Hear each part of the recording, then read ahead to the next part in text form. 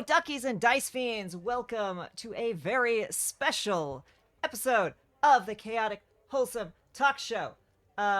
Before I do that, though, I have to do some shout outs. Thank you, Ilaria Stormforge, for 23-month resub with Prime. Thank you, Rex Verity, 44 months. That is incredible and amazing. Thank you. We got a hype train going. Y'all are wonderful. And then there are folks in the chat that I have to say hello, Ilaria. Hello, Zeal. Hello, the Bitch Witch. Thank you for being here. We're so excited. Thanks for hanging out. Hello, Matt. Hello, Jason C. Shadow Main. We've got, hey, DC, welcome on in. I think that's everyone. I might have if I missed you, I'm so sorry. Please, if I missed you, yell at me and be like, Kay, the actual fuck. And I will, I'm a little bit excited because we have a very special guest today. As you might have noticed, and a very cool thing has just happened, so we're gonna fly through this. Hello, Pity Ben. Welcome in. Thank you for joining us. So, this week, it looks like Weird Wild's War is happening on Friday. And then Sunday, if you go over to, I'm going to have the advert up and all that, but on Dax's channel, Sunday at 3 p.m. Pacific, 6 p.m. Eastern, we are doing the first true campaign episode of our Star Wars narrative RPG game that we did as a two-shot for charity. Lurking Rider, thank you so much for the cheer. Lurking Rider, sorry I missed you. Thank you so much. Hello, Ocelot. Welcome on in. Thank you for all the work you're doing to help out with Matt. And, yes, with that, that is what we have to promote. And then we'll be right back here on Tuesday doing this again. But you are not here for us today. David, who the heck is you and what the heck is we doing here? I am... Happy Taco Tuesday, everybody. I had words and then immediately lost them. But hi, I'm David, and this is the Chaotic Wholesome Tuesday Table Talk Show, where every week we talk about TTRPG stuff, how to be a better person, how to be a better player, how to be a better GM, all with a focus on intersectionality and inclusivity so that everybody can have a good time. I'm Kay. I'm the other half of this chaotic little crew.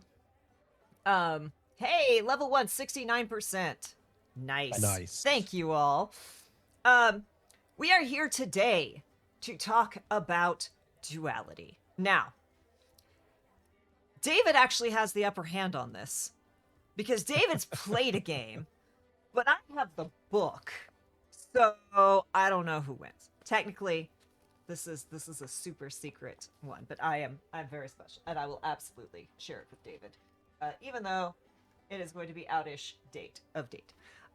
Matt, who the heck is you? And tell us about this heckin' Kickstarter that just heckin' went live. It did. Our Kickstarter is officially live. Hi, I'm Matt. I do things on the internet sometimes and play tabletop games. I have all the words, and they definitely didn't just run out of my brain screaming. And yeah, we're doing... Yeah, it does so much, honestly.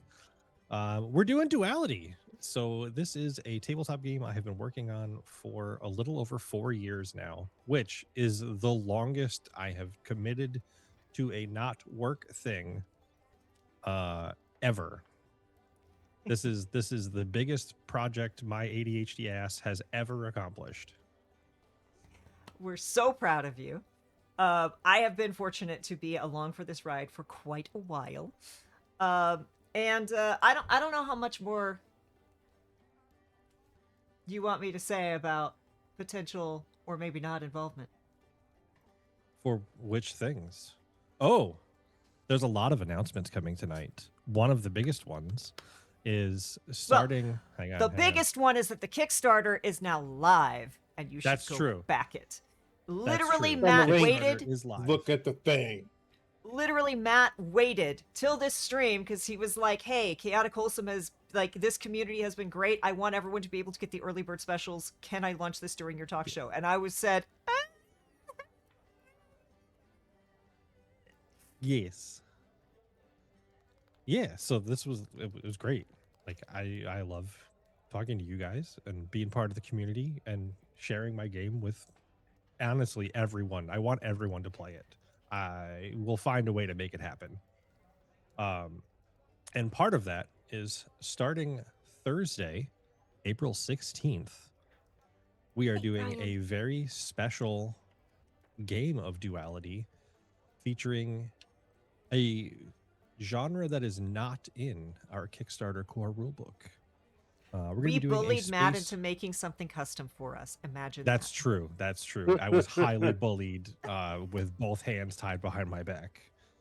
We're going to be doing a space horror game with Kay and David. And some of you may also know Cassie, Mental Lamia, and Brian, Urban Bohemian. And someone who just showed up in the chat for no particular reason. Mm-hmm. I am sad to say, Matt, I was not the first backer. It is one person plus you. So I was number 2. I think. But I tried. I think Tony beat you. I'm so angry. I'm so angry. That's the one thing I didn't want to happen. He immediately dropped in the group chat, if you ain't first, you're last. I had to. So I'm trying to use WaterFox now because I'm trying to de-Google my life. And Firefox does AI. And it would not let me check out on WaterFox. So I had to switch it to Chrome. Oh, that's how they get you. I know. But okay, I'll take number 2. So yes, we have been plotting this for quite a while. I am so excited. Oh, David, you've never actually played in a game. Oh, no, you did one with a cinnamon bun. You've played with Burton in game. Listen, I'm not playing Burton. I know. But it's possible. I'm not playing, like, everyone, if you know me, I have 2 modes. I have Scumbag, and I have Cinnamon Bun. And there is nothing in between. So if you're not playing a Cinnamon Bun...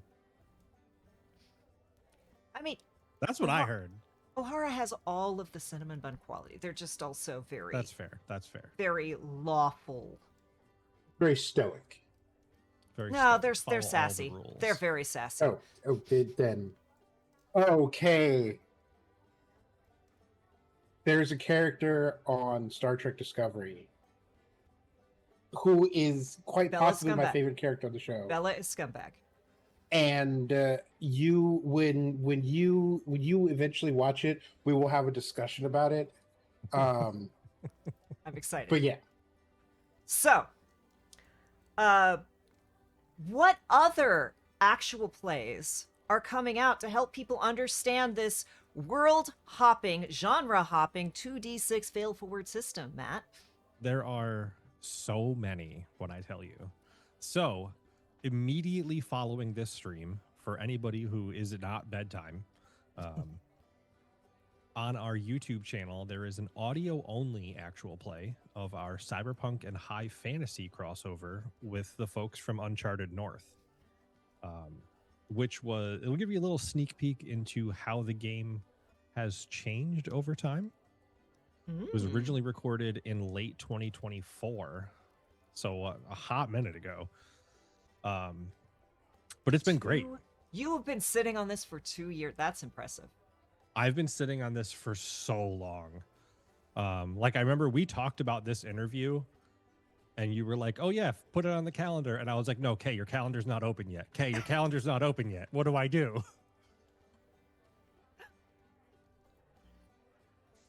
So, yeah, we have that's dropping tonight. And that's 2 episodes?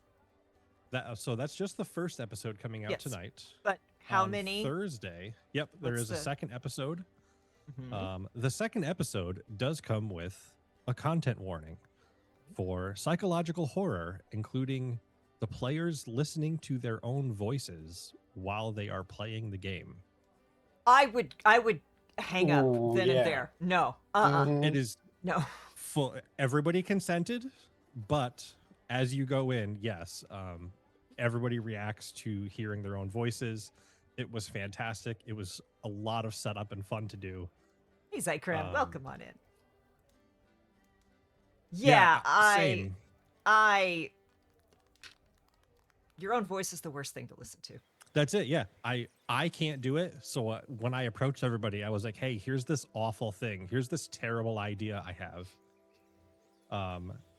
So I edit got to so much them. of my own video that I have to listen to my voice all the time, and it is... Sorry, Yeah, you no, got to surprise them. It's bad. So I get to surprise them because I was going through, they also do like a Pathfinder game. So I was going through all of their backlog audio and pulling out quotes from their Pathfinder game and like talking about monsters and dropped it into the game for them. Excellent. That had to be wild. It was so fun, but it is a lot to listen to. There is a content warning right up front. And then about 20 minutes in, right when the action starts picking up. Excellent. And that's not all. But wait, there's more. But wait, there's more. So this past July, which I can say because it's not July yet, I had the incredible honor of doing a live game in my home studio. So we'll be releasing... I'm going to catch my breath as I'm going. I'm going to talk myself out of wind. We will be releasing the 2 episodes from our live actual play featuring Candace the Magnificent, Chrissy in color, Serenity, who is on the internet as Click Clack Snack, and Andre, who is out as Andre Rivera Art. Okay, I have to back this up a tiny bit. Uncharted North? You did not mention Uncharted North. Yes. Yeah. Uncharted North is who took part in both of the first games. So they are part of the first one is called The Dragon's Den. The second game is Railroaded Hauntings. And the Freeman, you know, there's always that player that catches you by surprise. Freeman Often spent me. both games, hunting for hats, starting with a trilby and leading to a bicocket. And now I know what a bicocket is. Welcome on in, Mr. Stips. Thank you. Question for Matt. Did it hurt when you cut off your horns? Because making people listen to their own voices is devilish behavior. You know what? They're not gone. There's just glamour magic hiding them right now. That's fair. That's totally fair. Okay, yes, sorry. So Uncharted North for the first 2, audio only. And then, y'all, I knew this was happening. I got to, like, back seat and be jealous about this. Matt had all of these people in his in-home studio on a green screen playing Duality in person. Yeah, oops, finger slip, back to thing. Oh, no. Oh, no. Yeah, no, it was great. We got to do a whole weekend. We had enrichment time. We went to the museum. We got to go to the New York State Museum, local, not New York City museum, and go look at like mastodon bones and shit. It was great. It's great. And then, yeah, we spent like 7 hours playing Duality with costume changes, I will say. Candace was there. Yes, that tracks. Yeah, accurate, Fair. right? Super fair. So, you've got 2 episodes of that coming out. Yep. If I'm correct. Yep. So we have 2 episodes with Uncharted North. Both of those are audio only. None of those guys run cameras, which is fair. We have 2 episodes of our pre-recorded live play, and then 4 episodes of our live actual play with Kay, David, Mental Lamia, and Urban Bohemian. It's going to be an action-packed month. Yeah, you got a lot of content on the horizon. Thank you for the follow, the bitch. Yeah, yes, turns all out of the content, which is very important to help people, understand this game. And the live recorded one, not audio only. What are those genres? So those are modern horror and high fantasy. So the only time you will hear about the Wild West is in the second horror game, which I do intend to fix at some point. Wild West just fits into horror so well because there's so much of the unknown out there. Like, it's pre-technology. You can't pick up your cell phone and go look at stuff. It was fantastic. Believe I it. can't wait till our game so I can learn how to play. It's actually very easy how to play. I promise yes. it will go very fast. We have jumped very quickly into all of the cool shit that you're doing to promote this, which is important. And y'all, Yes. Matt has worked with some genuinely incredible performers.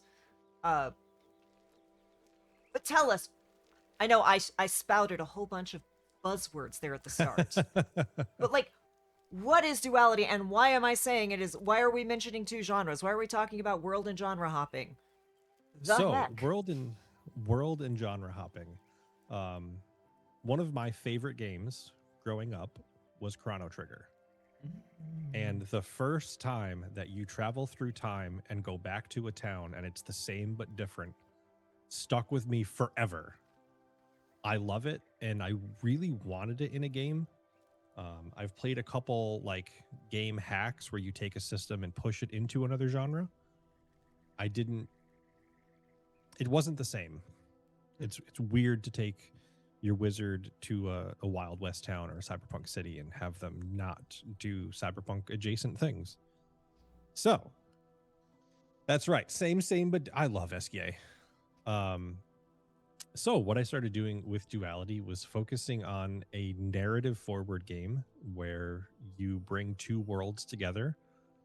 One of my favorite quotes about it is actually from Rex, because he's right. It opens a ton of possibilities. You can put something in your player's way in one world. There is no way around it. They need to move worlds to go to move ahead. Mm-hmm. They can be as obstinate as they want. You as the storyteller can just say, sorry, that's it. That's where it goes. But also you can maintain two vibrant worlds at the same time, where maybe half the party's from one, half the party's from another. And you really can pick up all of the different pieces. And someone has an issue with either Chrono Trigger. Yes.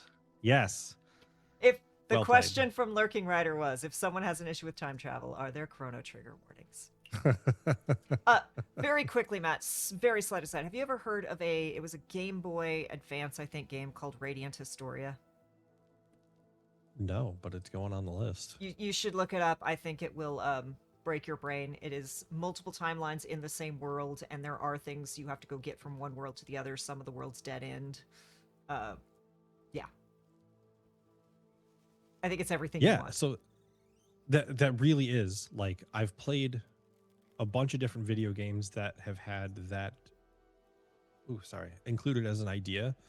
One of the more recent ones was Titanfall 2. They have this one really cool level where you can at will swap between this futuristic city and this absolute ruin of a building, and it takes you spot to spot. And that's really the vibe that I want in a game.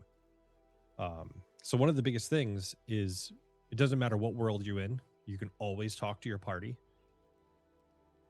Wherever you leave from, you end up, unless you're in combat. And then, things get a little squiggly.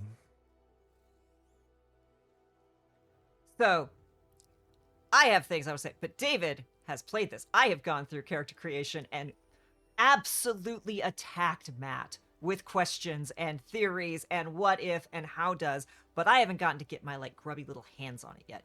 David, on the other hand,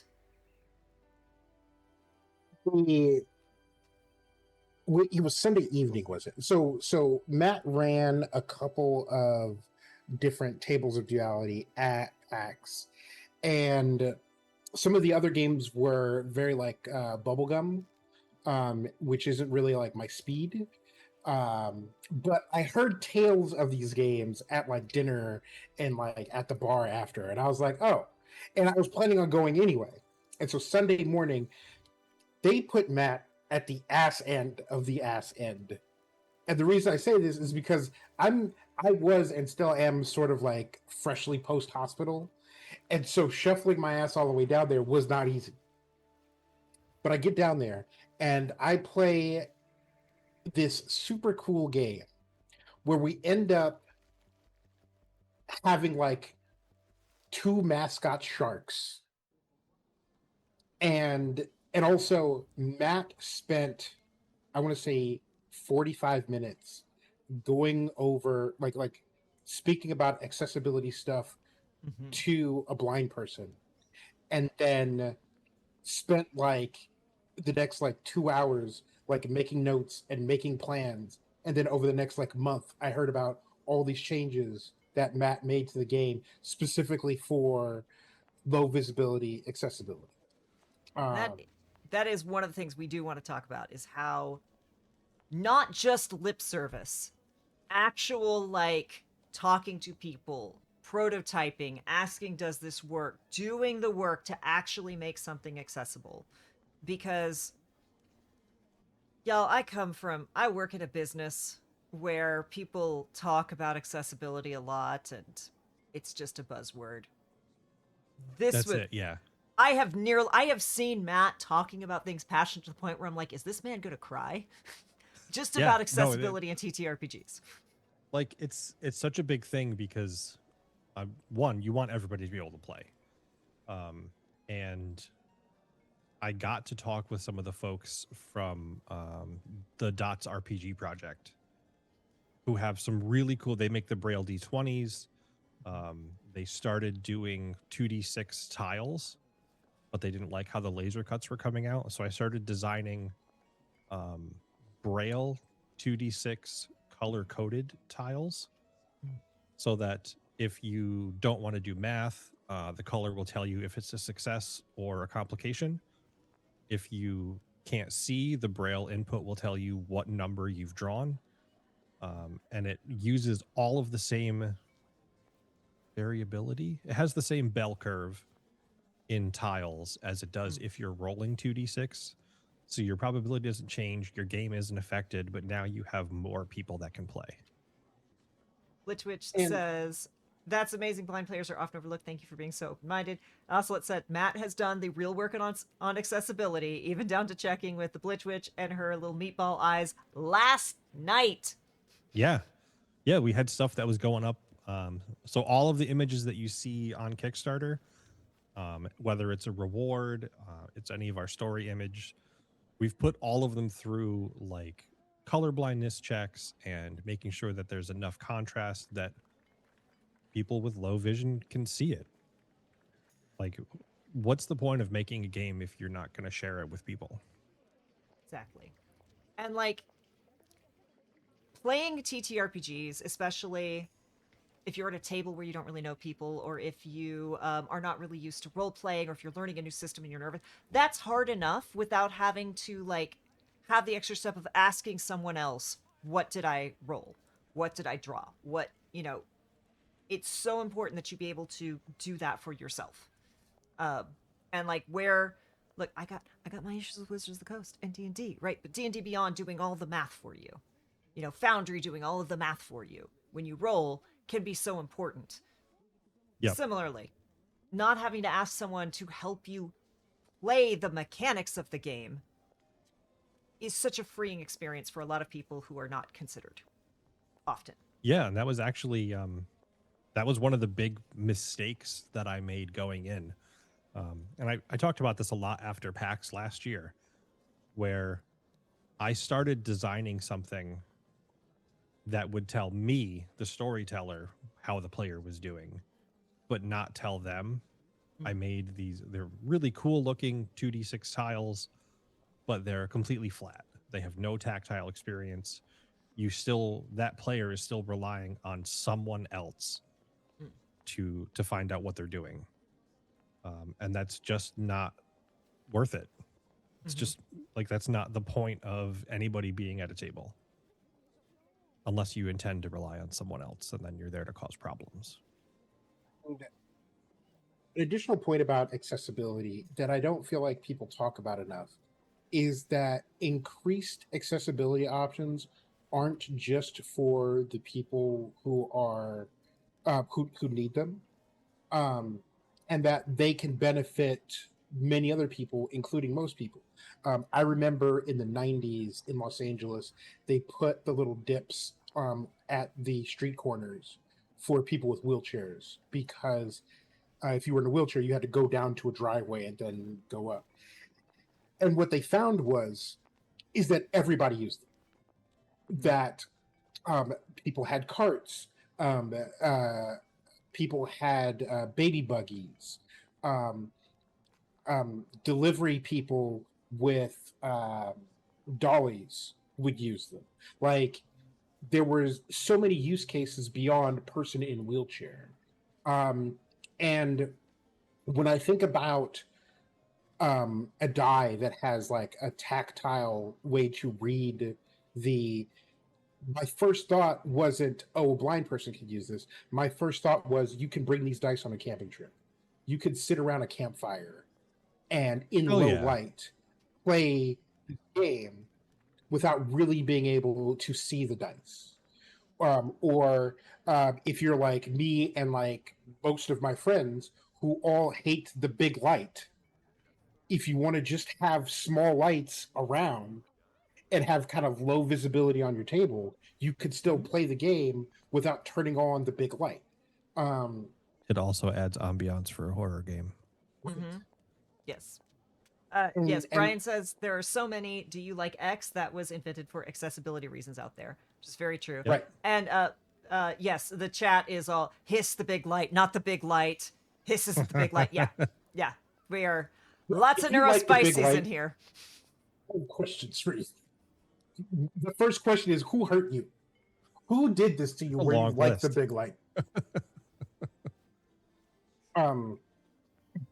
And then also, like, I remember one of the earliest things I learned about communication and attention is that people, not just neurospicy people, but everybody does better at paying attention when they have a fidget toy. When they have something that they can occupy their lower lizard brain, they pay attention better.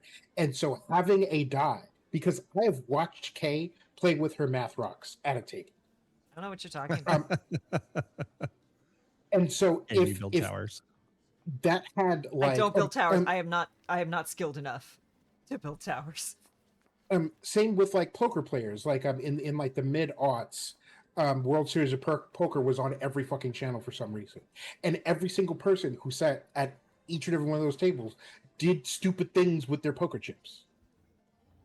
Mm-hmm.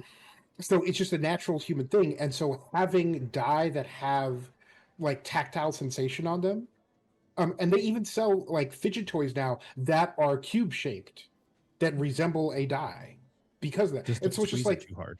My favorite dice is this because the numbers are raised and every little scale has a texture, and it's just right. Like we like touching stuff, and so making a thing that has a tact, and every single person hates touch screens in cars.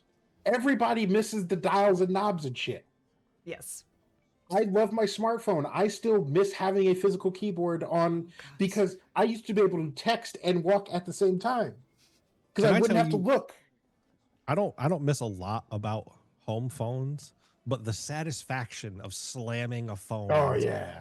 We're done with this conversation. My favorite thing in the world, though, is to give a Gen Alpha a rotary phone and just watch them try to use it. Oh God.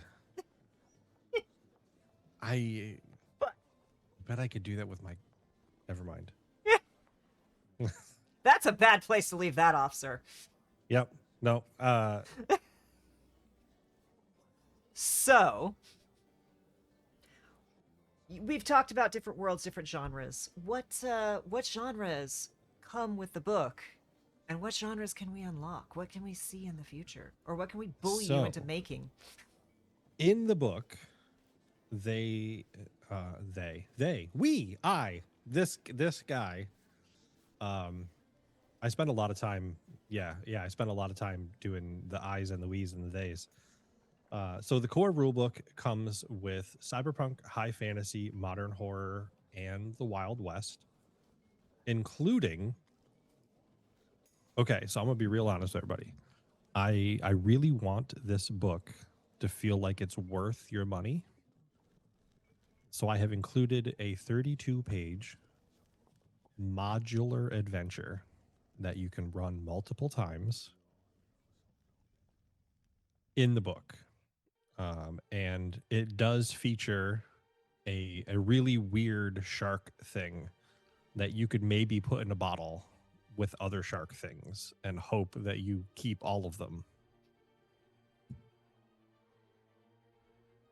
Having encountered said shark thing, best fucking thing. Like, just absolute fucking mascot. He was great. Yeah, it did a good job. As for, we do have one or two secret stretch goals that will be other genres. And on top of that, if we hit our goal, the stretch goal also unlocks playable versions, of the games that we're releasing that we played with Uncharted North, including extra archetypes, so that you can expand your character creation even further. So yes, on that note, let's talk about archetypes. How do you play character in this game? How do play character? Yes. Okay, so how do become? We are sitting at a table and we say it's going to be high fantasy and cyberpunk. In the core rulebook, there are 5 archetypes for each of those genres. Yeah, that right there. I'm gonna just reach over here and get this, my lovely little book. There are 5 archetypes for each genre. You pick one from each and merge them together. Now, it's all very low math. The maximum stamina that you can start out with is 8 at base. At base. I'm going to preface. I just realized to think about my character. Uh-oh. You commented on this, but for the space game? Yeah. Yeah. So yeah, the maximum you can start out with at base is 8 stamina, and then you get these really cool things called flex points. Because if I'm going to play a game, I'm going to customize my character. God damn it, I'm going to do it. I'm going to make my character the way I want them to be. And as you get your flex points, you can spend them to get more skills. You can be a more buff buddy, or you can buy some of these. I'm going to hold this up as close as the camera will let me. Yeah. This is a thread token.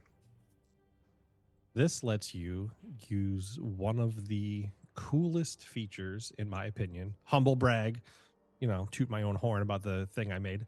Please, that's what you're here to do. And if you don't, I will. That's true. The coolest feature in the game, and one David got to check out. When you make your character, instead of just adding numbers, you get to pick an overarching ability. And there are some sample ones in the book. It is called your unique feature. And for folks who have played it, it is inspired by 13th Age.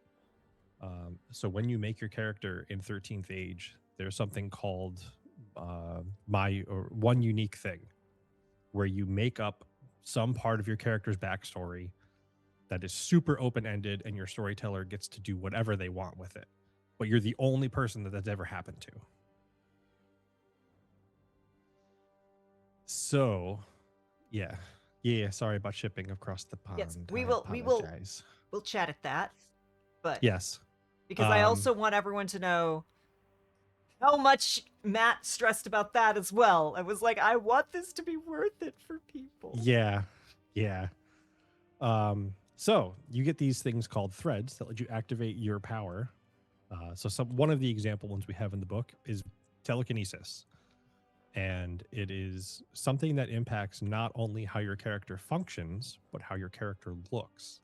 So for telekinesis in the book, they get a purple ring around their iris to indicate that they have some level of magic happening. And there's more. So threads are for some of my favorite in-game things, like, hey, I know a guy, because that's a critical part of any tabletop experience. Mm-hmm. But I'm sitting at a table to play a tabletop game with friends collaboratively.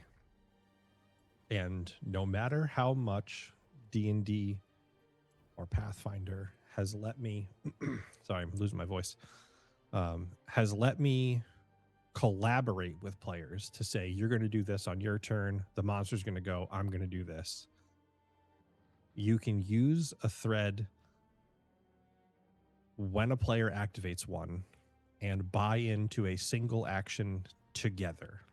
Up to everyone at the table, whoever has the resource, you all pull that moment and say, we're doing this thing right now. It might be more my favorite than the unique feature system, which is really interesting. But combo moves, that's it. Like combo. Combo breaker. Yes, Jen, thank you for the raid. Welcome in, raiders. We are discussing Duality, which is the genre and world hopping 2d6 fail forward system that this gentleman right here, Matt, created and just launched live on Kickstarter like 40 minutes ago. Oh my God, it's been 40 minutes. It's been 40 minutes. Ooh, look at us distracting you, keeping you from spiraling.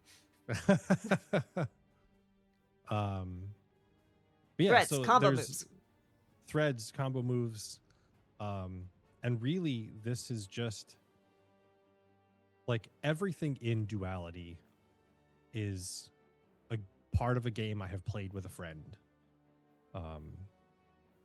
Throughout the years of playing tabletop games, whether it's Wild Talents, which inspired the attack, defense, and utility portion of the unique features, 13th Age, which was the whole unique feature system, or Fiasco, who my friend Tony introduced me to, which if you haven't checked out, Fiasco is fantastic, which inspired our relationship system, where you get to roll dice and determine how you are related to the people at the table, to forge relationships not only between each other, but also with the storyteller. So if this was our circle of who's at the table, you would each have a connecting relationship with each other, and then a connecting relationship to some NPC that I'm aware of that we can build off of. So if you don't want to make a backstory, there's other options. Nice. Cuts down on some homework. Yeah. While still giving you plenty to pull off of. And depending on how bold you are, I do leave this as a note in the Kickstarter. The combat and monster creation system that's included in the book is adaptable based on the number of players at your table. So you can run this game one-on-one. You can run this game 1 versus 100. Just know that your combat's going to be a little slower. But it's all in there, and we're going to have online calculators available because that's a lot of numbers. But yeah, I really wanted modular and adaptable, not just for players, but for storytellers also. And as we talk about threads, and this was one of the things I had a little trouble wrapping my head around until I chatted it out with you. So I want to make sure we talk about it a little bit. Is like, you have an overall number of threads, and you have a number of threads that you've pulled in each world. And pulling threads in only one world has consequences. It does. So in that Duality is a truly fail-forward system. The consequences aren't necessarily failure, which I want to preface. But yeah, your threads are your connection to each world. So as your character grows stronger and you increase those connections, every day you wake up, just like you would recover your health, you recover all of your threads. Hey, Lamia! As you pull on those, your connection to one world wanes. So you get weaker in one, but stronger on the other side. So not only does this give you a dynamic change in stats as you're playing, but also gives players a reason for the back and forth between worlds. And my favorite part in my little gremlin soul, when a player spends a thread, it goes to the storyteller to spend. And that means there are mechanics for, one, me to use threads as a storyteller, because every dragon should be able to breathe fire, right? Mm. But Not if I'm also fighting I it. can. What do you mean not if you're fighting? I mean, that's fair. So not only can I use it to activate special abilities of monsters and enemies, I can also barter your thread back to you. So it's a mix of a reward where, hey, you did a really fucking cool thing. Like, you feel a little better and you feel your connection to the world restore. Or I will give you this back if you let me add a complication. I remember I was playing, and I think it was 3 or 4 of us. It was 3 of us at the table, and we did it was 3 or 4 of us at the table, and we were in a combat and we're doing a bunch of things, and I remember I was feeling really good about our progress, and somebody else at the table was feeling really good about our progress, and then we look over to Matt, and Matt has just a pile of threads in front of him, and then he's like, okay, now it's my turn. And just start fucking throwing the shit out. Yeah, it was very good. Like just creak, look, damn it. That's it. Oh Yeah. no, the consequences of my actions. Yeah, and it does help. Like, everybody at the table gets to feel more powerful, which is fantastic. Everybody includes me. Because let's remember, the GM, the storyteller, whoever's running the game is also a player at the table. Correct. And brain, everybody's a player at the table. I got it. If you don't know, Chaotic Wholesome has a very special and fun tool available for talking about lines and veils that they have graciously allowed me to include in the book. You helped make it. It was I not still gotta gracious. ask permission. So special shout out to Chaotic Wholesome for letting me share it in the book. Special shout out to Matt for helping me make it exist. And yes, Matt and I have discussed, we are working on a more accessible screen reader friendly version of it. Just haven't had time yet. Yeah, I got really busy with this weird thing. I don't understand why. And then something weird happened with me, and this thing about castles, I don't know. Yeah, I know. It's been an interesting time. But yeah, so you didn't tell Ocelot you helped make it? What? I didn't. I know I did not. I did not do that. I told you it was their tool. I lied. I guess I omitted information. But there is an important. I'm going to hold this in front of my face. Wait. It's too small for anybody to read. But there is an important section about, one, including lines and veils, why lines and veils matter. Not help, but some guidance on what enforcing that boundary looks like, and also managing your bleed after the game, because it is an emotional thing. And every book should have a reminder that you need to take care of yourselves and your friends when you're telling a story. Absolutely. Especially if you're doing something like horror. I mean, let's be fair. Any game can hit on something you did not expect. But horror especially loves to sneak up on you and go, ha ha, I'm way less okay than I thought I was. Yeah. Deciding which dice sets our cats would like has been a time.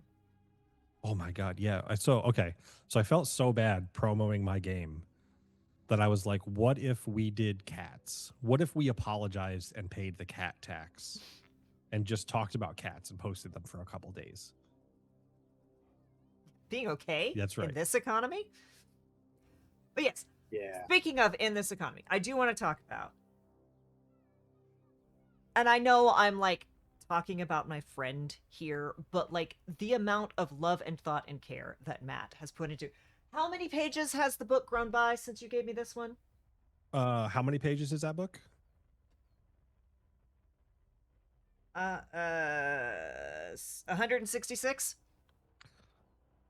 Ooh, fuck. We're up to 228 pages now.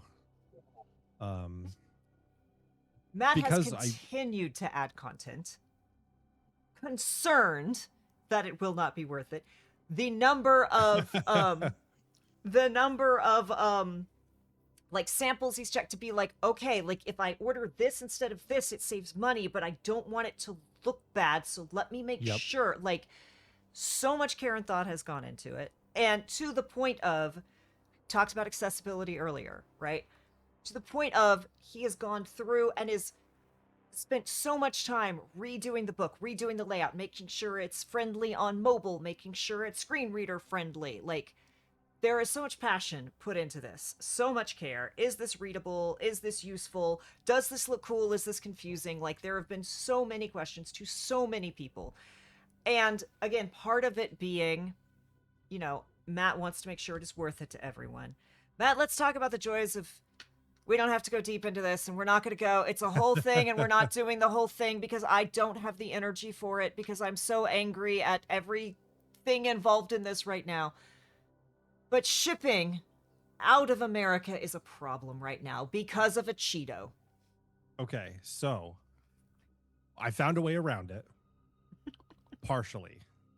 I'm going to start with, so the version that Kay has is one of the first that I printed. I have all of these. I have tried different printers. I have tried different paper. I have tried different quality. Lurking Rider says, thanks for the early bird pricing. I ignored it and went with the normal one. I appreciate you. Yeah, like I have really gone through the process, because if I'm going to spend money on it, if I was going to go and buy a book, the worst thing ever is feeling like I didn't get my money's worth out of it. So I do keep going back. I have expanded the adventure. It's way different than what David played at PAX, in that there's like 20 more locations now. They're all, you decide based on a roll of the dice. Like, there's different things everywhere. So when we started looking at printers, one of the things that I was looking for was overseas shipping. Because, like we said, everybody's money is valuable right now. And turns out shipping from the United States to the UK is prohibitively expensive, like more than the cost of the book expensive. So the printer that we're working with has a print facility not only in the US, but also Canada, France, the United Kingdom, and Australia. So literally anywhere in the world, if you order a book, we can get it to you for a reasonable shipping cost. Now, I do have a ton of cool 3D printed shit just like hanging out over here. That unfortunately is restricted to US only, because I don't want to ask people to pay more than the cost of the thing to ship it to you. That's a lot. I did not know that. I'm going to write that down as a thing to post. See? Getting content out of the show. Yeah. Yeah, if shipping costs go up because of the old Blighty, that's okay. Yes. I have seen the amount of care that Matt has put into every aspect of this, and it's very impressive. Content. Everything is content. So yes, we've got secret stretch goals. We've got. How are we doing, by the way? I have not checked. How are we doing? I haven't looked. I haven't looked at the number. We do have a relatively low goal in terms of Kickstarter. Our goal is $3,500. Most of it is just to make sure that folks can get their books. We're already 14 backers and $740. Y'all. I'm not going to cry on the internet. How will you feel if we break 1,000 before we end? I will explode. That's. This has all been like thinking about this as a possibility is crazy. And not from a. So I have done. Yeah, I have done tabletop stuff before. I have stuff out on Drive-Thru RPG. I've done a few modules. And I guess speaking to my forever, I want people to get their money's worth. The modules that I have produced are for both D&D 5th edition and Pathfinder 2nd edition, because God damn it, I don't care which one you play. I just want you to play my game. That's it. That's fair. So this isn't the first like product I've put out. It is the first time I'm doing a massive printing. But again, we've tested it. The things that we're doing now, like this is it. This is the book. If you order the hardcover, if you order the hardcover copy, it will arrive like this. You got to hold it up a little bit more. You got to hold it up. Okay. There you go. We could see like that much. Oh, fair. Because again, if I'm going to go on the internet and say, "Hello, I would like money, please," I want to have a thing and say this is like, I've seen a lot of Kickstarter projects that are digital renders that turn into 6 months, 5 years, no response, where the creator just vanishes. So with it being my first project under the Mimics and Misfits banner, I have tried to take every step of reassurance to be fair on that. Question from the chat. Do the add-ons count towards the goal, or are they separate? Okay, so the add-ons count towards the goal, and there are some special ones which I apparently can't look at without. So the big one for me is the digital community copy. So that means that for folks that can't play or can't afford to pick up the game, which God love everybody in this economy right now, because it is what it is. I would love to have a stockpile of like, these are paid for, you can have one. I would love to donate a copy to a library. Like there are so many things that I just want to be possible. And my weird pitch is there is a near unlimited number of digital community copies that can be picked up. The limit is like 1,000 a person. That's not an encouragement. But I tried to rate, because it was like 5 when you initially set up the Kickstarter. So whoever wants to do things, hydrate before you dihydrate. Should.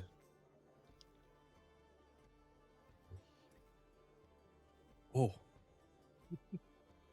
I put pineapple mango like water refresher, like Mio basically. And there must have been just a little bit of water left before I refilled my bottle before stream, and now it's just super diluted. Was not prepared.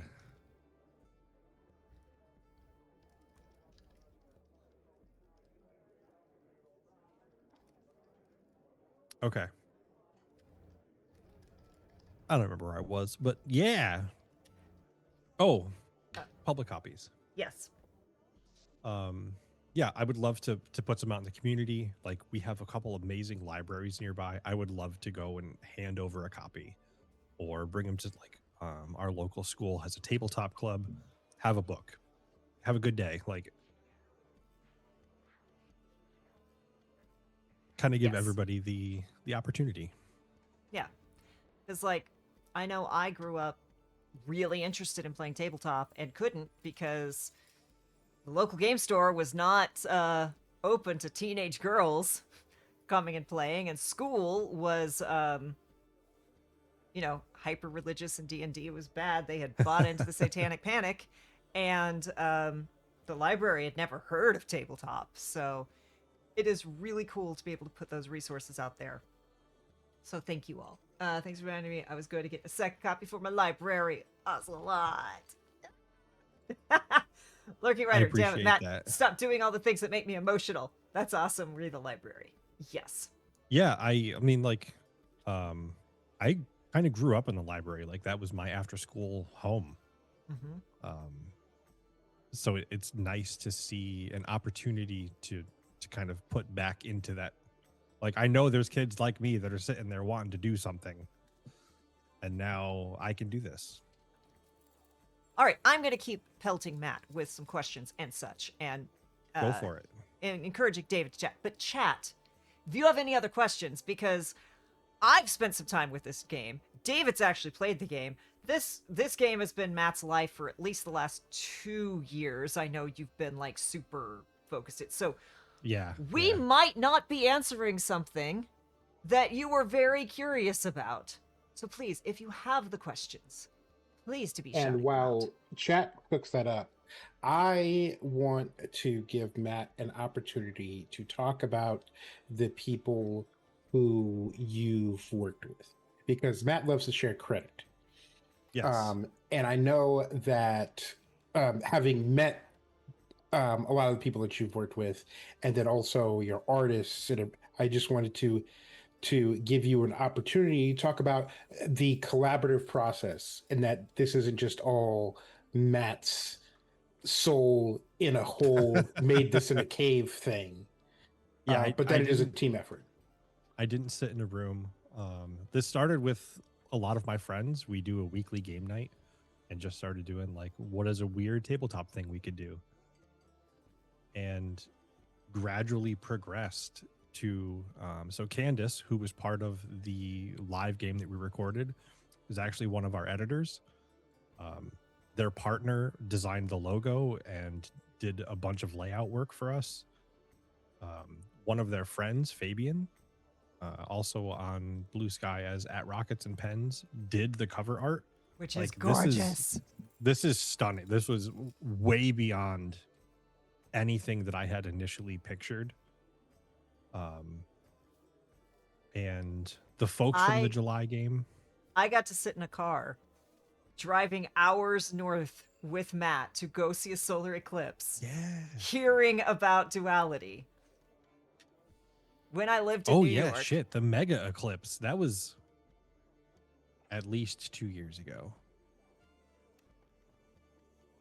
Yeah, so this has been a time. And then the folks in our July game, like, one, such a huge thing to have a positive enough reputation in the tabletop community that these people came to my home. Watch out, y'all. He's getting emotional. Yeah, a little bit. It's weird to give myself accolades, but like having that moment where people were chill and came and sat on my couch, and we watched K-pop Demon Hunters and looked at Mastodon Bones and then played a weird game, which you'll get to hear about in a week. And then working with the accessibility folks, talking to Lamia about Duality in an interview for the Intersection Games Lounge. Like, everything about this has been a community project. And I might be listed as the only writer, but our thank you section is huge because none of it would have happened without any of the people along the way. Also, Matt, 865. So, completely ignoring that, same goes for our artists. There is a section on the Kickstarter page. Even if you don't back the project, please go check out some of those links. They're a bunch of amazing folks. Rick, who does Publisher's Choice quality stock art, just had like a fucking tree fall on his house and is still producing art, like is still actively apologizing to his community for not getting enough work done. Like, these are the people that I want to surround myself with because they're the people that know what community is worth. Absolutely. From chat, Ocelot would like to know if you'd go over some of the low math stuff for them. Yes. So, low math starts with character creation. Like we said, the highest you're going to get up to for your base stamina is 8. And then when you get into things like combat, apologize. When you get into things like combat, it is... Gabagool, thank you for joining us. Hey, hi, Chris. When you get into things like combat, because you have such a low stamina value, your basic attacks deal 1 damage. Well, that doesn't sound like a lot. When you've only got 8 health. And there are, right, you have 8 health, and there are 3 ranks of enemies. There are mooks, troops, and bosses. And then a secret 4th boss. But yeah, I always forget that it's a late edition. So I'll start there. I really like descriptive combat. I wanted it to be 2-sided, not just describing what the players or the creatures are doing, but what the environment is. So I added an enemy that's called a puzzle boss, where you determine their difficulty by how many environmental scenarios you need to enact to take them down. So for everybody who watched the Critical Role Vox Machina animated series, when they're in the dragon's den and start dropping stalactites onto its wings and then pulling it down with vines, each one of those is a separate puzzle. And when you hit your value, so I think for one of the creatures, it's 5. You need 5 pieces of the puzzle to solve Exodia, to trap the creature, and then that's how you win that combat. Accepting that you are getting hit the whole time.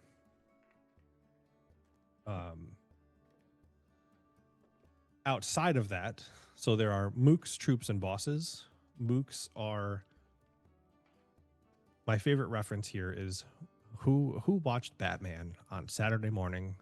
Some good Batman Beyond. Terry busts in. That's it. Yeah, Terry busts in, and there's a bunch of just goobers in a fucking room, and he just runs by punching them until they're all gone. Every mook has 1 stamina. You hit it, they're gone. They are just there to be a pain in your ass. It's your little power trip. And then, yeah. And then there's troops, which is when you come up against Harley Quinn. And then there's the boss, which is when you finally come up against the Joker. And it's staged. They all support each other. There are boss abilities that, rather than having a combo move like players do, bosses instead deal extra damage based on how many of their own allies they kill. Because the Joker was never concerned about any of his henchmen. He just wanted to get rid of Batman. That's a whole rant that David will not go on right now. I see the You're restraint. You're I welcome. see the restraint. You're welcome. So yeah, low math, do the thing, get back to the story. And describe what's all going on while you're... And that's it. So there's no... Unlike traditional RPGs, there's no locked equipment. There are things that are considered specialty. So like a grenade launcher is specialty equipment. But it doesn't matter if it's a spell, a gun, a sword, a bat. Whatever you are using as a hero, you do as much damage as every other hero at your table. Good way to avoid some main character syndrome, too. Yes. Lurking Writer would like to know, how much of what you've shared in a Discord, not a million miles away, was prep work for Duality, re the 3D printing? Oh, so much. So I have this little piece here. I'm going to hold this up as much as I can. And on it, you can see this lovely purple Duality. And it makes... Please hold while I pick this up, and there's a chance it might fall apart on me. I hope it doesn't. It makes this. It makes shit. purple. All right, hang on. I'm going to turn off my camera filter. This is worth it. Video, don't. There we go. No virtual background. Hello, that's me. Don't look at my PAX tags. It makes this. So this is our fully 3D printed rangefinder. It is split into 3 rings, and within each ring there are 4 sections.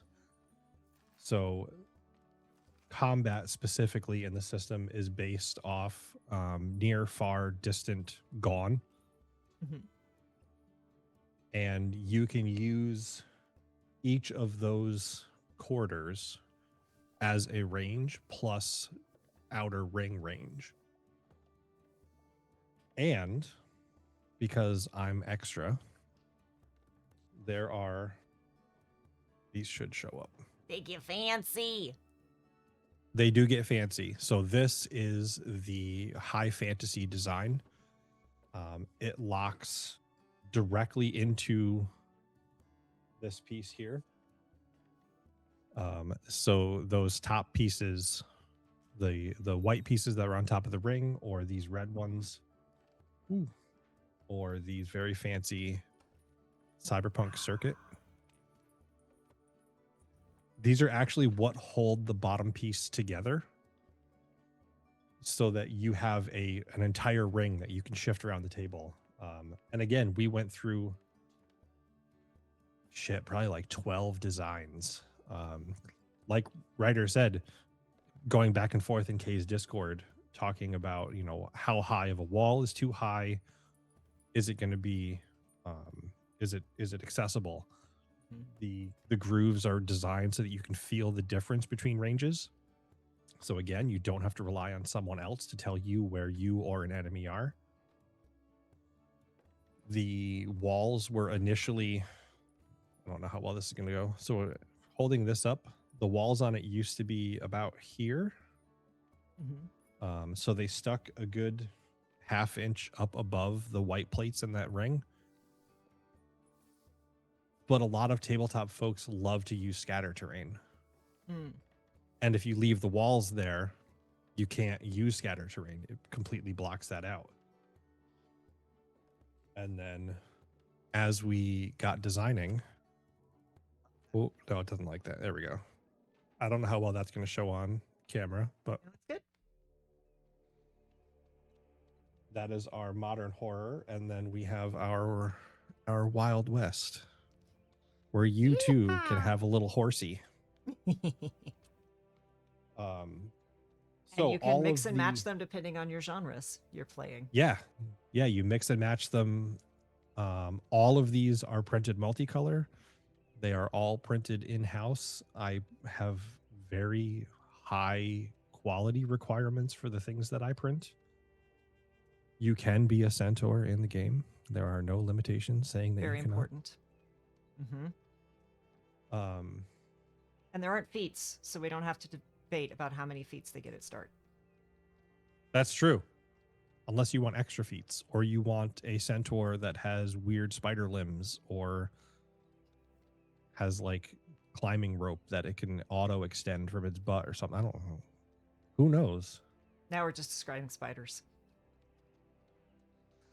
So yeah, that's fair. So rolling 2d6.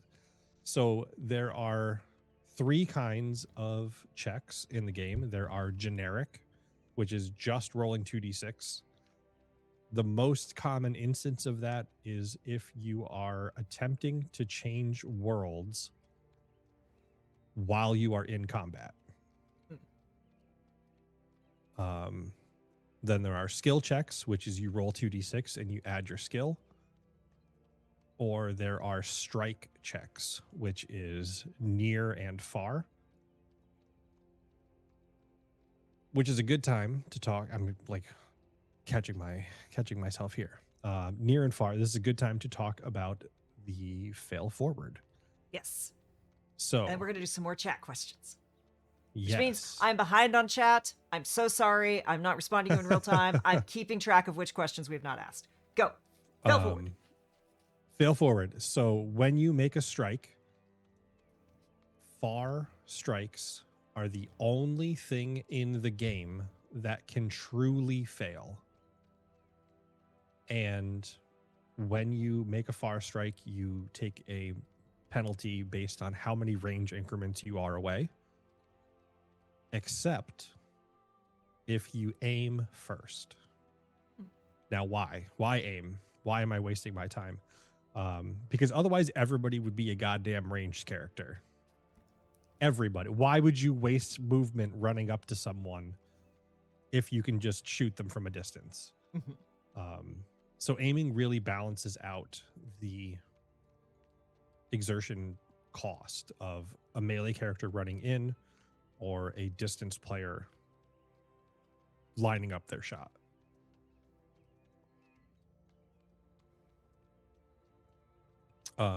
So fail forward. If a range shot is the only thing that can ever truly fail in the game, Duality's fail forward mechanic focuses on how the world responds to you. So I know we have talked extensively about Powered by the Apocalypse and some of the vibes, and I got to play it, and I can absolutely say I like a lot of the mechanics. The dice mechanics are not for me. I don't want something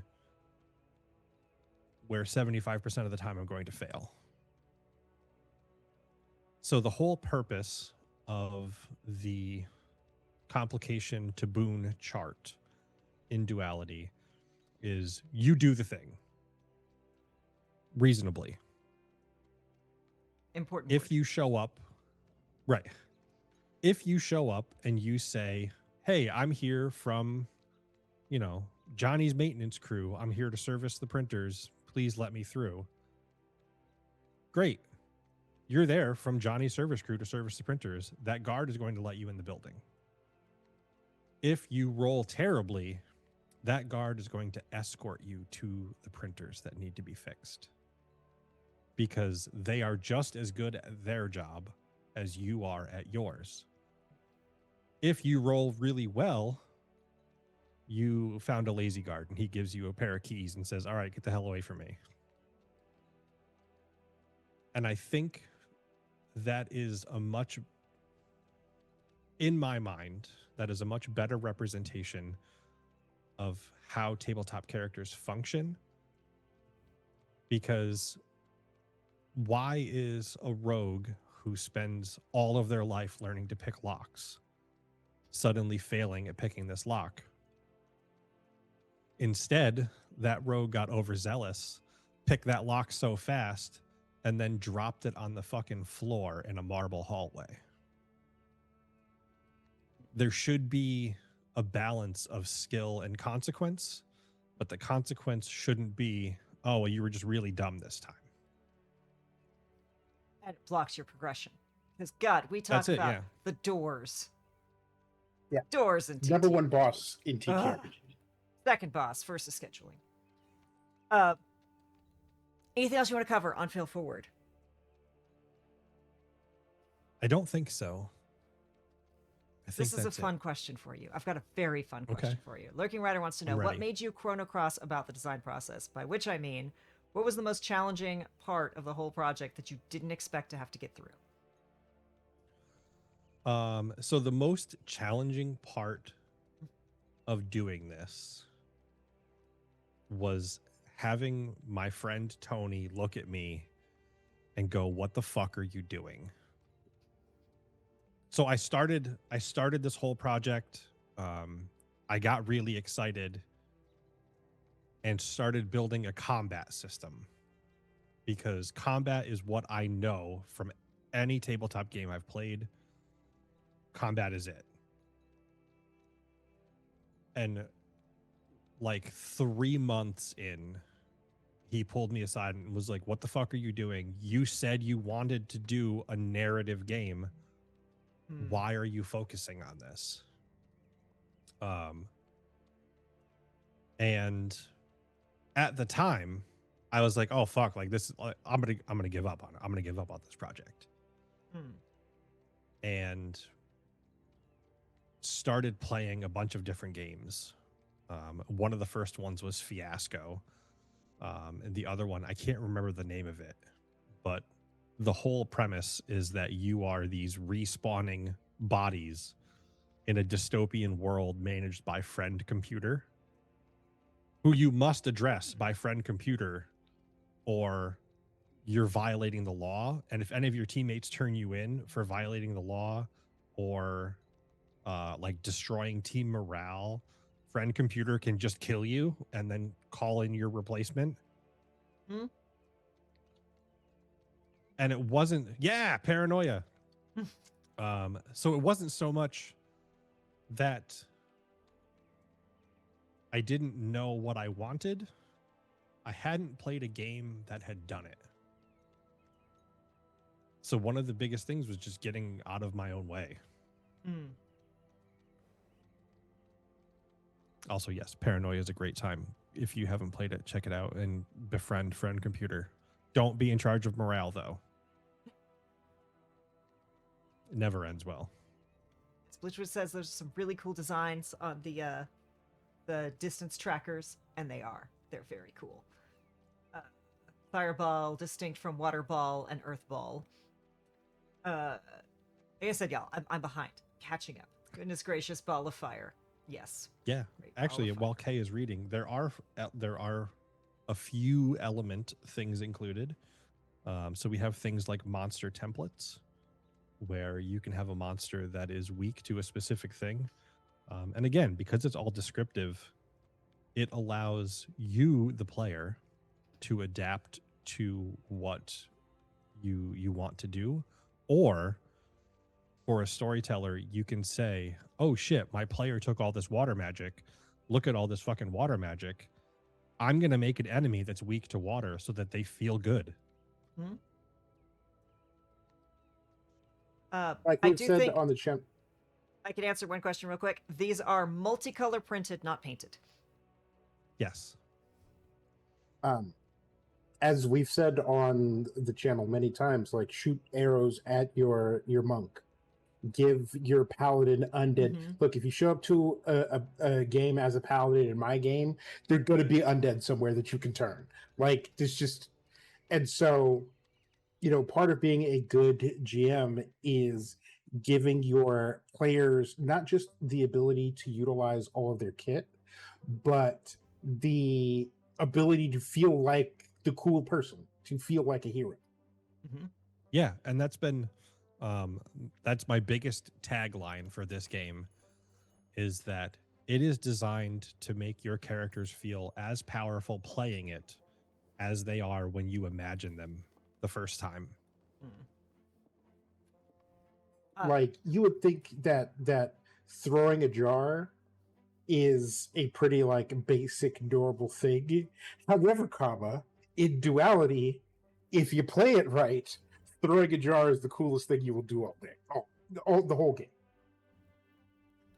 Backing up slightly, DC said, so I roll 2d6 and add, or is it just the 2d6? So talk about the rolls a little bit more, if you would be so kind. Oh yeah, that's actually what spawned the Okay. generic attack and or Okay, generic perfect, strike perfect. and skill. I had to think of all my words. Perfect. I wanted to make sure that was addressed. Again, I am just now catching up with chat because I'm like, Yeah, no, I've got no, these you're questions. good. I'm gonna make sure. I have 4 monitors and feel all powerful. Millipede Centaur is the best thing I've heard. I'm sorry, what? Millipede Centaur. Yep. Okay. Yep. Those are words. You did say those things. Because centaurs, like there's very obviously like human hybrid things. So like, you know, half orc, half whatever, and then centaur, half human, half horse. Minotaur, half bull, I think, half human. But what if you start sticking other stuff together? And so if you do a horse and a millipede, then you get a centaurpede. Or a minotaur. Do you want that though? We got driders. No. Why not? Why not? Right. Okay. I think let your players be John Wick doing John Wick stuff, not John Wick being retired and boring. Exactly. That's Rex. right. That's it. And if you want to be retired and boring, then you work at a shop and beat the shit out of the players when they try to steal from you. That's what Lurking Rider said. What about the opposite direction? What if you want your character to be as mundane as possible? Okay, so there is a thing for that. One of the modern horror. Okay, this is my favorite. I played Monster of the Week with my friend group, and my friend Rowan made a character who just did not believe in magic or the supernatural or anything, which was fantastic because I was like a ridiculous street magician who's actually a wizard. So like I would teleport places and then she would show up and be like, I'm not paying for you to take a private jet everywhere. Like I'm not what the fuck is it? Not like budgeting that, whatever the paperwork submission is. So one of the archetypes for modern horror is just nuh-uh. That's it. Anything that happens, nuh-uh. Yeah.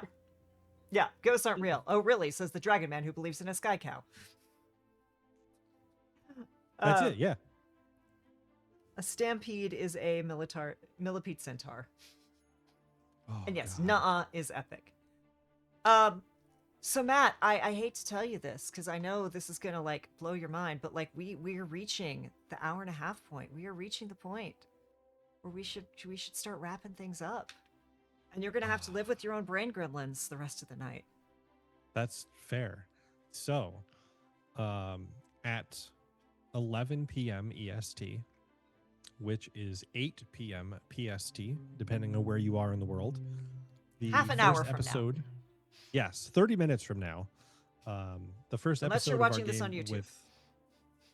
That's true. If you're watching this on YouTube, I'm going to tell you to go to my YouTube. It's already out. Yeah, it's here. It's here. The time is now. Yeah, if you're watching on YouTube, it was half an hour ago. The first episode of our game with Uncharted North will be going live, so you can listen along. It is the cyberpunk and high fantasy adventure. No content warnings needed, thankfully. The other game comes out Thursday. Again, listen with care. I do start off. It starts off actually with the Metal Gear under a box alert tone. That is the start of my content warning. I heard nothing. Oh, right. Yeah. It's fine. It's under 3 seconds, I think. Again, I heard nothing. That's fair. And goes through, yeah, like this goes into psychological horror and body horror and the results of, horrible, terrible things when capitalism comes to town. Yes. Lurking Rider says, thank you to everyone who pointed me to the Dots RPG project as well. And Blitchwitch says, thank you to everyone who backed/supported us so far. I'm gonna cry. Yes. So Blitchwitch is Stacy, who is our other social media person who has been helping out. And a Gilmore has appeared. Yes. It is that time. He requires attention. Let's see if we can. Correct. Let's see if we can get him to. I will cry bloody tears too, in a legally distinct way, says Lurking Rider. Which, yes, the legally distinct is obviously. Come on, buddy. I know you wanna. That's fair. And one of the most important things to know about Duality from Mimics and Misfits, there is a legally distinct mimic in the game. Yes. It's in the book. There's It also is one of the my term some mimic delicious copyrighted? mimics. The term mimic is not copyrighted. The function of how a mimic works is, so it is slightly different. Unlike a traditional mimic, which can just transform into things or, be a grain of sand with other grain of sand mimics on a beach ready for murder. Was it in the hotel room when y'all first dropped that on me? And I don't remember. That's that my wife's haunted idea. me. Oh God, it's just so When awful. I tell you, it's she so commits awful. so many crimes playing tabletop games. So mimics in Duality are instead able to change into whatever they eat, and they steadily grow over time as they consume more things. I got to play a giant tardigrade horrifying. in a game, and it was wonderful. Mortal water bear / space mimics. Yes, please. I can always tell the quality of an interview by how many questions I have to skip over. So I will skip over to one of the last ones. What is your favorite part of Duality, both like the game and the experience of making it? Like, is it a piece of art? Is it a specific class or character? Like what's your favorite thing? Okay. I do have a favorite. It is, I'm pretty sure I'm going to try and find it quick. It is this piece of art. Oh. It's one of my favorites because of how it is repurposed. It is initially designed as a revenant, so it's meant to be evil. But in the game, it's something called an armored soul. It is a creature who has such a strong tie to the world and people around it that it refuses to die until they're all safe. But also, if that's too serious, there's a fucking frog wizard in the book.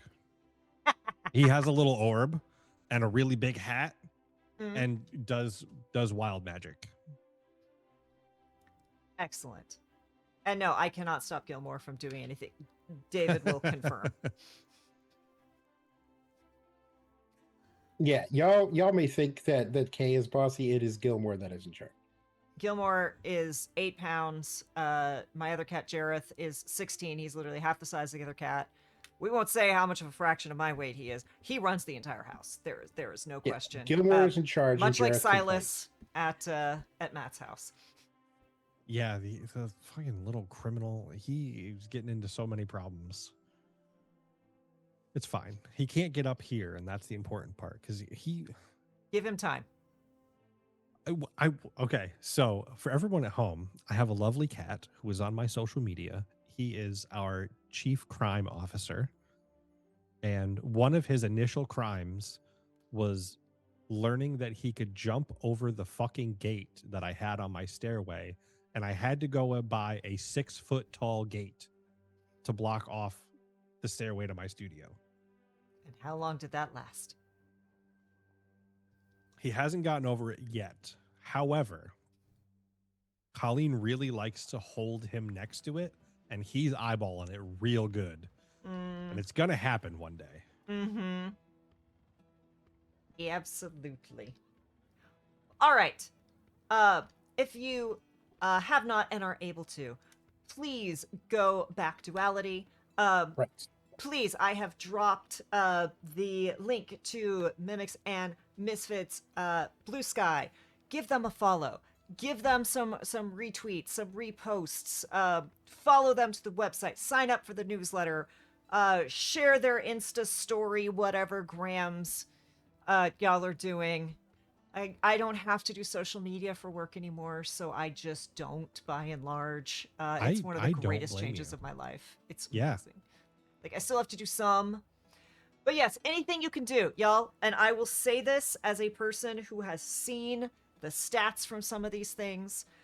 Literally one repost with a clever something is often all it can take to mean a major backing for someone, a major change for someone. The number of artists I follow where they're like, one person retweeted me and I got 5 commissions, right? The number of people, it's like this one celebrity retweeted my thing and it funded my thing. So while sharing is a small thing, it is also a huge thing. And it will be very appreciated. Thank you all so much for hanging out with us. I'm going to run through the list of not crimes. What's the opposite of crimes? A list of thank yous, a list of shout outs from this one. Alaria Stormforge, thank you again for the Prime subscription. 23 months. That is almost 2 years. I can't believe it's already been that long. Rex, 44 months resub. Thank you again. Hype Train, which we got to 69%. Nice. Thank you, Lurking Rider, for the 100 bits. Thank you, Blitchwitch, for the follow. Thank you, Youngles, for the raid. And thank you, Ocelot, for the hydration redeem. We do have to. If you have not yet, have some water. Hydrate before you dihydrate. Thank you, Mistress Pips, for the follow. Matt, thank you so much for being here, for hanging out with us. Chat, again, if you are able, back this project. If you are not able to, life's hard. We get it. But do, if you can, share. Go poke a friend and be like, look at this. This is cool. Check out, in less than half an hour, the first actual play of Duality. And continue to follow all of the actual plays of Duality, because, look, I haven't gotten to watch the one that was run in Matt's house, but I heard stories, and I can't heckin' wait. So please give them a follow on Bsky to keep up. There's a mailing list. Back the Kickstarter. Matt, thank you so much for hanging out with us. I've been promoting it. Anything else you want to promote or say to our awesome people who have hung out with us for more than an hour and a half now? No, thank you to everybody who showed up, who hung out, who asked questions, who backed the project, who shared the project. It is weird to put this much of myself onto the internet and into the hands of strangers. It's a weird feeling. It's tough. A thing is always perfect until you put it out, and putting it out on this scale is very scary, and I can't imagine what it's like to be in your head right now. That's it. Yeah, so I joke with my therapist all the time of like not showing her my D&D character or any of their backstories because it's too much. So now instead of that, I'm giving the whole world a fucking book. Yeah, I have long said, like, I can't have a therapist who knows D&D because they're like, oh, you're making a tiefling rogue again. Why are you writing? Why? I haven't said anything. Why are you writing? What notes are you taking? What color did you say your tiefling was? Scribble, scribble, scribble. Why does it matter? You already know I'm queer. David, who the heck is you, and what the heck has we been doing here? I am very glad that I got to play Duality. It was a great time. I am also really proud of everyone I've met who has contributed to Duality. And also, it's a fun game. Like, I am excited to have a copy of it and run it for my friends. But This has been, is, and will be the Chaotic Wholesome Table Talk Show, where every week we talk about TTRPG stuff, how to be a better person, how to be a better player, how to be a better GM, how to definitely go to Matt's Kickstarter and buy the thing, all with a focus on intersectionality and inclusivity, so that everybody can have a good time. And let's see. I don't know if it'll happen, but let's see. Can we get a high five for the road? Hey, can we get a high five for luck? Hey, high five for luck. Yeah, buddy. And with that, I am Kay. We'll be here next week doing the same thing. I will maybe be on Entropy Emporium Friday, playing Brandon, the himbo T-Fork. And Star Wars over on Dax's channel, where I'm playing my Cinnamon Bun Burton in a galaxy far, far away. But 20 minutes, the first AP of Duality. Get it in your ears. As always, be kind to yourself, be excellent to others. Thank you all for hanging out. Thank you all for supporting this project that I love so much, for this person I adore. And we will see you next time.